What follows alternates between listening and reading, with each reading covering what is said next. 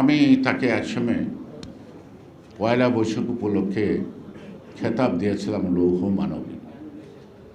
কিন্তু এই লৌহ মানবী আপসী নেত্রী, এই যে তেজি মানুষটা, যার মধ্যে আত্মবিশ্বাস, মারাত্মক সত্যকে প্রতিষ্ঠা করার, সবাই আপসী, বা বাংলা কথা অনেকে বলে মহিলা খুব গাউরা, না আমাদের চলতি গ্রামে যেটা বলে, মানে এইটি আপসীনতা।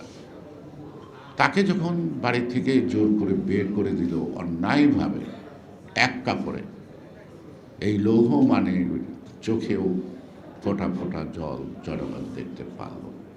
নাজমুল হুদা নামক একজন ব্যক্তি ছিল আমাদের, তিনি বললেন ম্যাডামের কান্না ঠিক হয় নাই।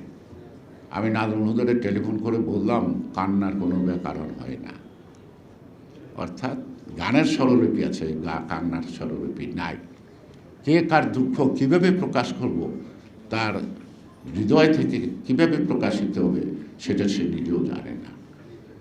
তাহলে 32 নম্বর বাড়িটা তো ভাঙার কথা আমাদের, তাইলে আমরা এই কাজটা না করে ইমানদারের কাজ করিনি। আমার নেত্রীকে ঘর থেকে বের করেছে, আমি 32 নম্বর ভাঙতে নেই, কেন গেলাম না?